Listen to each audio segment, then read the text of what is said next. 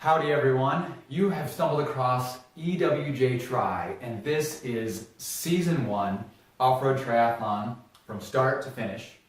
Episode 1, what the heck is off-road triathlon and how is it different from on-road triathlon?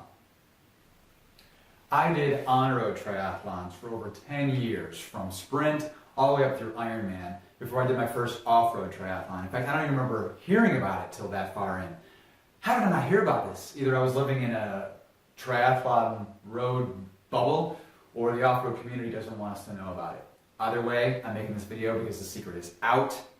Off-road triathlon is freaking awesome. It's the main thing I race now. You don't have to do that, but I think everyone should do one.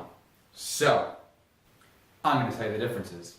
I thought there was only one real main difference, that you ride on the trails and run on the trails. It's off-road. There's a lot more than that. So in no particular order, here we go. Okay, so I said no particular order, but number one, this might really be number one. The races start later. In fact, most of them start at like 9 a.m. Even the World Championships for off-road triathlon in Maui starts at 9 a.m. So, I know that you all don't like getting up at 4:30 in the morning for some of those on-road triathlons. Also, and related to that, the check-in, often the day before, but it could be that morning, but you actually have time to wake up, check in, and still race. Okay, number two, the races are usually in a state park, so you get to enjoy some beautiful scenery, protected land, your family, your pets can really enjoy the outdoors as well. Number three, because they're in a state park, there's usually camping. So in some races, you can actually sleep 100 yards away from transition. If you don't want to do that, that's fine. You can get a hotel. In some races I've gotten a hotel, I've never had to drive more than 20 minutes to the race start. Okay, we're up to number four. The races are typically smaller, 100 to 115 total competitors. So it can be great for beginners who don't want to be part of a massive crowd, especially in the swim start.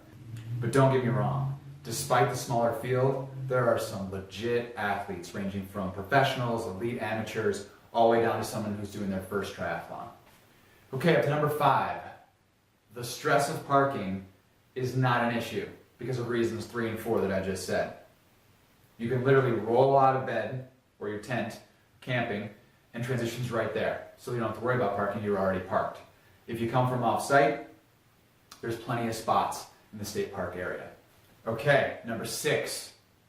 The transition areas. You don't hear anybody whining about a terrible spot. They're all good spots. There's a small transition area.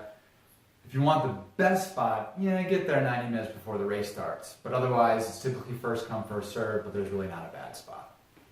Okay, number 7. You are going to like this one. Because of the close proximity of the parking, the transition area, the small field, your family and friend Sherpas are really able to be in contact with you. There's no major areas that are closed off. You're able to go back and forth from the car or hand them the items that they need, or they can help you out. They can also get a lot closer to where all the action is, especially close to the swim start. In fact, the last race I had just a couple of weeks ago, mild panic attack, mild. I was doing my swim warm-up about 10 minutes before the race. Next thing I know, I realized I still got the wedding ring on. I don't swim with this thing on. I know some of you do, you're braver than me. I don't do it, it's worth too much. So, as I'm swimming around, start freaking out, but because it's a small venue, I was able to swim out, find her just 10 yards offshore, handed the ring, crisis averted. 10 yards over was the swim start. I was ready to go. No issues, no panic attack. Also, they're able to navigate coming out of the swim, getting onto the bike and run course. They're able to see you in multiple places during the race. Okay, number 8. There are no bathroom lines, or virtually very small bathroom lines. And I know for some of you, that should be the number one reason, because I know I'm not the only one who's heard the gun go off at the start of a race and been in the porta potty line. Okay, number 9, we're finally to the actual part of the race, the swim. The swim is essentially the same. It's not different. It's in an ocean, a lake, a river. So this video is about differences, so that's the same. But what is different about the swim in the off-road triathlon is that the waves are usually smaller, so there's less punching, kicking, scratching. It's a better experience, especially as a beginner, or if you just don't like being in a washing machine in the swim part. Also, a lot of the races actually have a beginner wave that goes at the end. All right, and number 10.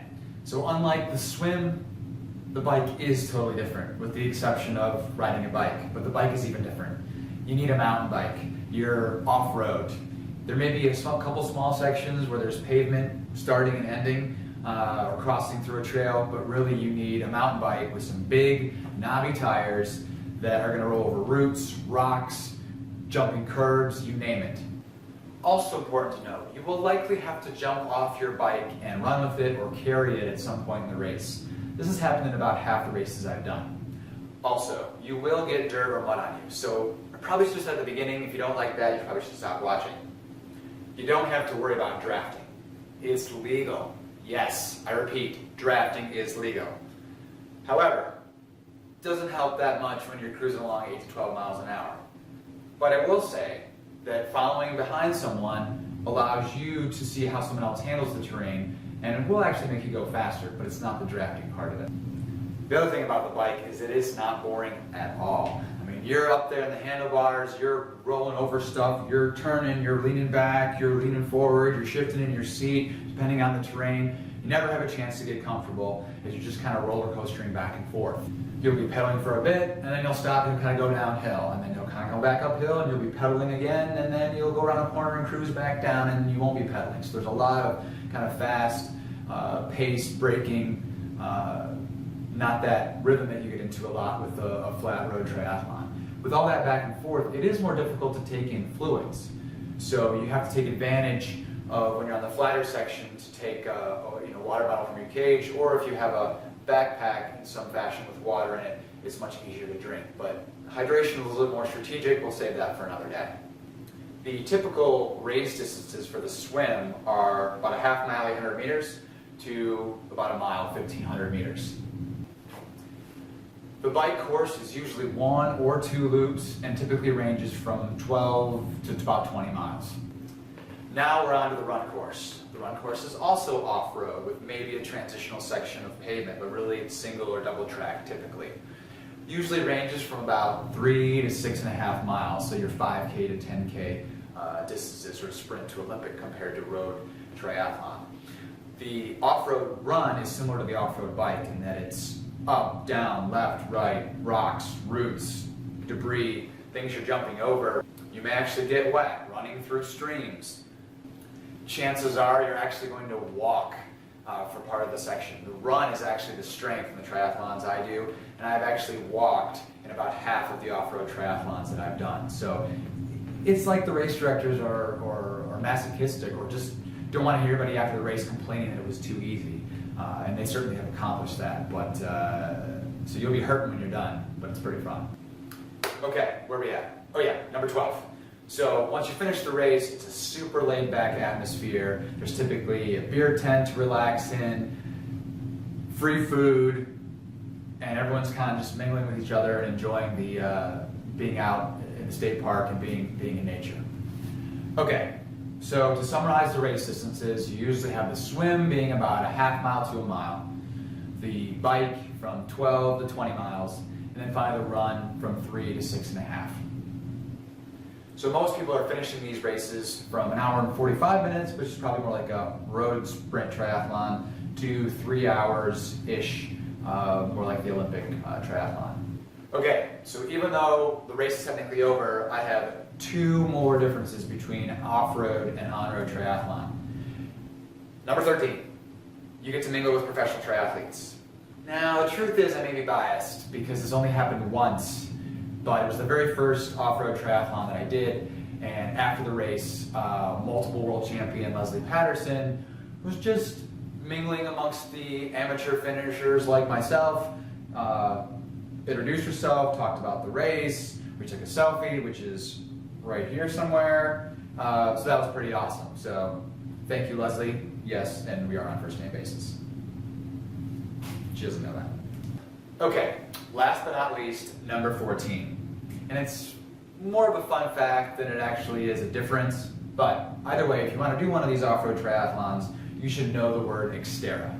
Xterra really has become synonymous with off-road triathlon, and Xterra triathlon Off-Road Triathlon, is the main series of the off-road tries. XterraPlanet.com is their website. There's over 100 races. They're all over the country and all over the world. Interestingly, the vehicle, Nissan Xterra SUV, was actually named after the Xterra Off-Road Triathlon series. I owned a Nissan Xterra from 2006 to 2014, and I had no idea what off-road triathlon was. I don't understand. Either way, sold the car, great car, sold the car. Then I learned what off-road triathlon was, and that's why we're here today. All right, everyone, that's all I've come up with. 14, sort of, at least 10. There was at least 10 differences in there. But now you know what the heck an off-road triathlon is. Everyone should do one. If you think of more differences, feel free to leave a comment below. If you are intrigued by this off-road triathlon thing and you want some more videos on it, hit the subscribe button.